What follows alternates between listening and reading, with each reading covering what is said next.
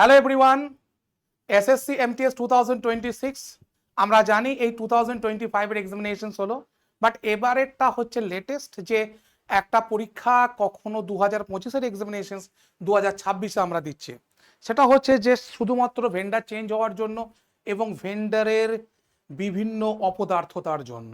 একদম খুব পরিষ্কার কথা, যে এডিকুইটিকে দায়িত্ব দেওয়া হয়েছিল সেই এডিকুইটি বিভিন্নভাবে তাদের ইনকম্পিটেন্সি দেখিয়ে দিয়েছে, যে তারা বিভিন্ন জায়গায় ব্যর্থ, যার জন্য এই পরীক্ষাটা তো পিছিয়েছে। তো আমরা 2026 এক্সপেক্ট করব এসএসসির কাছ থেকে যে এই রকম ভুল যেন এবছরে রিপিট না হয়।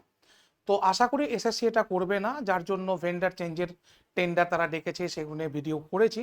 আশা করি আর এডিকিউইটির কাছে থাকবে না, বা এডিকিউইটিকে থাকলেও হয়তো তাকে সেভাবে শাসন করে রাখবে যে এখান থেকে তারা পরীক্ষাটা ভালোভাবে কন্ডাক্ট করাতে পারবে। তো এখানে দাঁড়িয়ে সব থেকে বড় কথা যে এক্সপেকটেশনস কতটা হাই, কেননা এখানে দাঁড়িয়ে থাকছে 20 থেকে প্রায় 25 বছরের স্টুডেন্টরা বেশি। যদিও এর 18 থেকে এজ, তাও সাধারণত 18 পর কেউ এটাকে দেয় না। সাধারণত 20 থেকে 25 এই 5টা বছরের স্টুডেন্টস প্রচণ্ড পরিমাণে চেষ্টা করে এই পরীক্ষাটাকে পাওয়ার জন্য। যদি ওবিসি হয় তাহলে 3 বছর বেশি, যদি এসসি এসটি হয় তাহলে 5 বছর বেশি। তাহলে আমি ধরতে পারি 20 থেকে প্রায় 28 বছর পর্যন্ত আমরা, বা 30 বছর পর্যন্ত আমরা এই পরীক্ষাটাকে দিতে পারবো। এবং এই পরীক্ষাটা হচ্ছে কত না 150 নম্বরের এক্সাম। তো এরপর সব থেকে বড় কথা একটা এক্সপেক্টেড ভ্যাকেন্সির দিকে আমরা তাকাতে পারি, যে কত ভ্যাকেন্সি। দেখো সব কটা আমাদেরকে তো বুঝতেই হবে যে ভ্যাকেন্সি যদি বেশি থাকে তখন পড়াশোনার মাত্রা আমাদের বেড়ে যায়, আর ভ্যাকেন্সি যদি কম থাকে তখন আমরা কোনো না কোনোভাবে ফর্ম ফিল আপ তো করি, কিন্তু কোথাও না কোথাও আমাদের একটা মন খারাপ হয়ে যায় যে যদি কাট অফ বেশি হয়ে যায়। তো তোমাদের একটা ভ্যাকেন্সির জন্য আমি একটা জাস্ট সিনারিও তোমাদের সামনে হাজির করছি। সেই সিনারিওটা কি বলতো, দেখো ইয়ার এবং ভ্যাকেন্সি আমি লিখে দিয়েছি। 2025 অর্থাৎ গত বছরে ভ্যাকেন্সি ছিল কটা না 8021টা। দেখতে পাচ্ছ তোমরা 8021টা ভ্যাকেন্সি নিয়ে নেমেছিল তোমার এমটিএস। গত বছর কটা 11,518। 2023-এ কটা 1173। 2022-এ কত 11,788। তাহলে একটা ট্রেন্ড তোমরা লক্ষ্য করলে কি, কিছু লক্ষ্য করতে পারলে? দেখো 2025 হচ্ছে কি না অড ইয়ার, 2025 কি না অড ইয়ার, মানে বিজোড় বছর, ঠিক আছে, অড। 2023 কি অড। 2025 এবং 2023-এ দেখো সত্যি সত্যি কম ভ্যাকেন্সি এসছে, মানে মোটামুটি আমরা দেখতে পারি কমের মধ্যে। আমি কেন 2022 থেকে নিয়ে এসেছি, বিকজ 2022 থেকে নতুন পরীক্ষা প্যাটার্ন চেঞ্জ হয়েছে বলে। কিন্তু ইভেন ইয়ার গুলো দেখো 2024, সেখানে দেখো প্রায় 12,000-এর মতো ভ্যাকেন্সি। 2022 সেখানেও দেখো প্রায় 12,000-এর মতো ভ্যাকেন্সি। তাহলে 22-24 12,000 হলে তাহলে এবারেও আমরা ধরে রাখতে পারি যে আমরা এবারেও প্লাস প্রায় 12K-এর মতো ভ্যাকেন্সি পাচ্ছি। এবারেও আমরা প্রায় 12K-এর মতো ভ্যাকেন্সি পাচ্ছি। এবার তোমরা ঘাবড়াবে না জিনিসগুলো। প্রথম যখন অ্যাড বেরোয় তখন যেদিন অ্যাড বেরোচ্ছে তার 2 মান্থস আগে যতগুলো তোমার ভ্যাকেন্সি জমা হয় সেইগুলোকে নিয়ে বেরোয়, ঠিক আছে। অ্যাড বেরিয়ে নিতে নিতে প্রায় 8-9 মাস কেটে যায়, তখন সেগুলো আবার যোগ হয়। যেমন ধরো 2024-এ প্রথম যখন বেরিয়েছিল তখন 8,000 বেরিয়েছিল, তারপরে 3,500টা যুক্ত হয়েছে, ঠিক আছে। তো সিমিলারলি আমরাও এবার এক্সপেকটেশন রাখতে পারছি সব মিলিয়ে 12K আমরা যেতে পারি। তো এরপরে যখন 2024-এ এরকম 12K হলো, তখন 2023-এর থেকে এর নাম্বারটা অনেকটা কমে গেল। যেমন ধরো 2023-এ এটার কত কাট অফ গিয়েছিল না 139 কাট অফ গিয়েছিল 2023-এ, আর সেটা 2024-এ কত গেল না 130, প্রায় 9 নাম্বার কমে গেল, প্রায় 9 নাম্বার কমে গেল। তাহলে যখনই ভ্যাকেন্সি বাড়ে তখনই আমাদের একটা এক্সপেকটেশন তৈরি হয় যে আমাদের এটা কমে যাবে আমাদের কাট অফটা। তো এবারেও তোমাদের কাট অফ নিয়ে ভিডিও করেছি, বাট আমি এখানে কিছু মূল্যবান কথা তোমাদেরকে বলতে চাই। সেটা হচ্ছে যে আমরা কিন্তু একটা জিনিস ভালো করে বুঝবো, যে আমাদের যদি 8K ভ্যাকেন্সি থাকে তাহলেই আমরা কিন্তু একটা লড়ার জায়গা তৈরি করতে পারবো। 6K two 8K, 6K two 8K। তার কারণ হচ্ছে দেখো, গত বছরের সিটটা হয়তো কম ছিল 2024-এর থেকে, কিন্তু 2024-এর থেকে 2025-এ কলকাতার সিট বেশি ছিল। আমরা কলকাতা জোন দেবো, তাহলে কলকাতা জোন দেখতে হবে।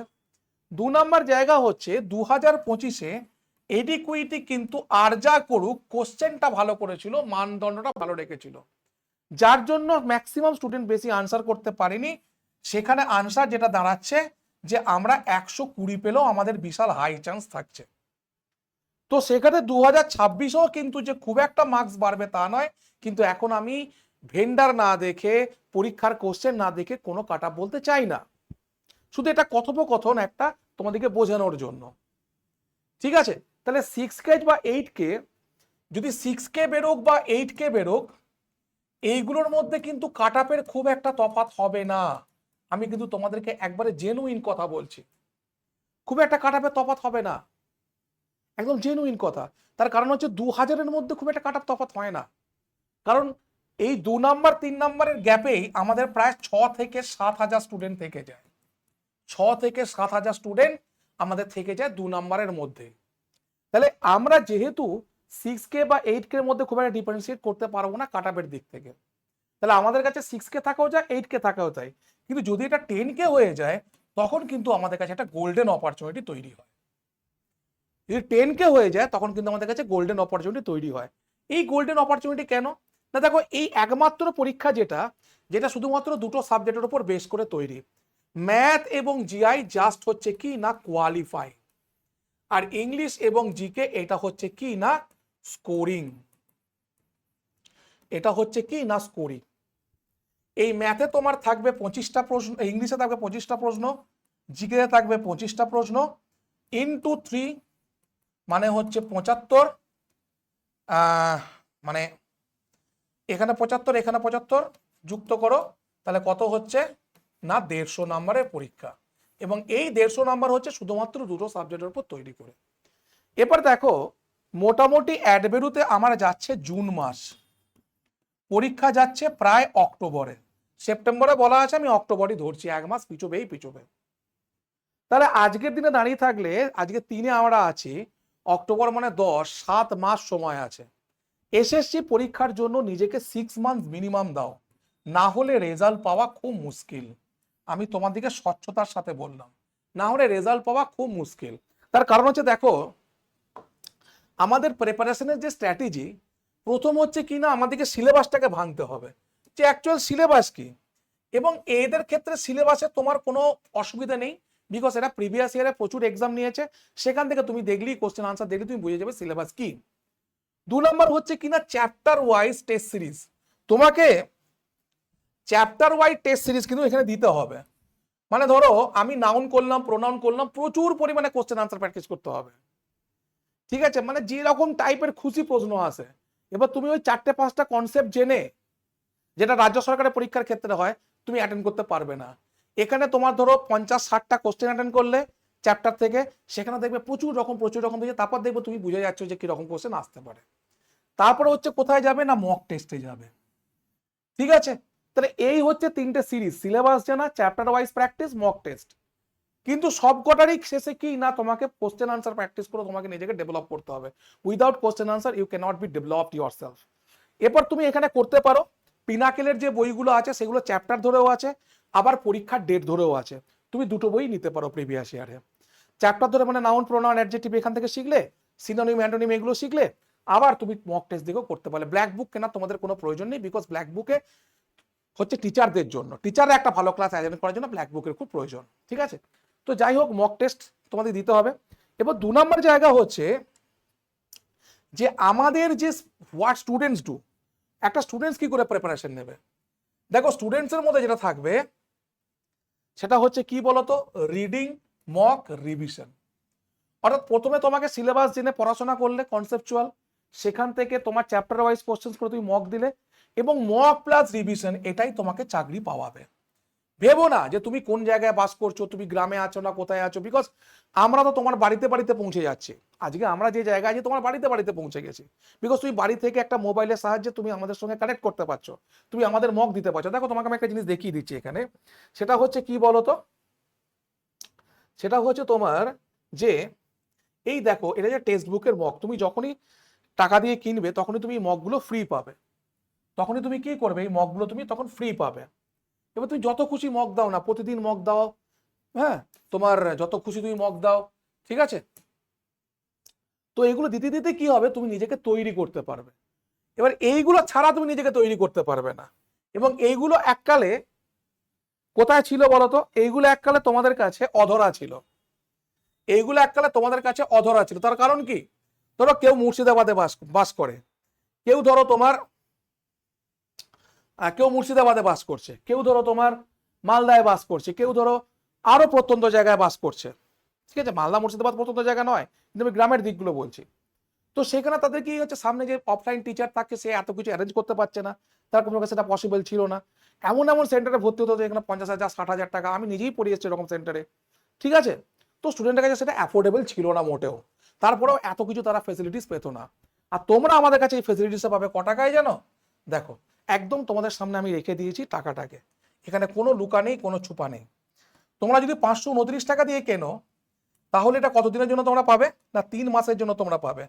এই যে মক টেস্ট ফক টেস্ট এগুলো দেখালাম, এগুলো সব ফ্রি তোমাদের, যত কিছু তুমি প্র্যাকটিস করো, এবং তার সঙ্গে তোমার ক্লাস তুমি করতে পারছো, এসএসসি ফাউন্ডেশনে ব্যাচ তুমি গ্রহণ করতে পারছো, এই সব কিছু তুমি পাচ্ছ 529 টাকায়।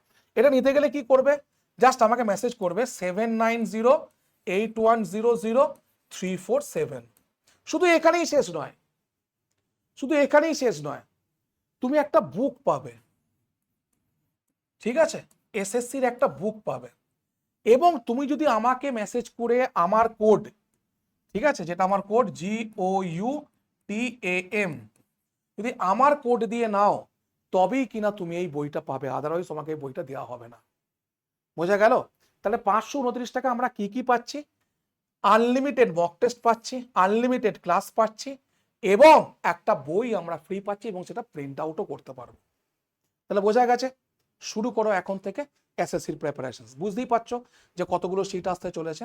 যাদের কাছে এই ধারণা আছে যে আমরা এবছর সত্যি সত্যি পেতে পারি, তাদের মধ্যে সেই মানে সেই কনফিডেন্সটা আছে, তারা অবশ্যই শুরু করে দাও উইদাউট এনি হেজিটেশনস, কারোর কথা না শুনে। ওকে, চলো, থ্যাংক ইউ।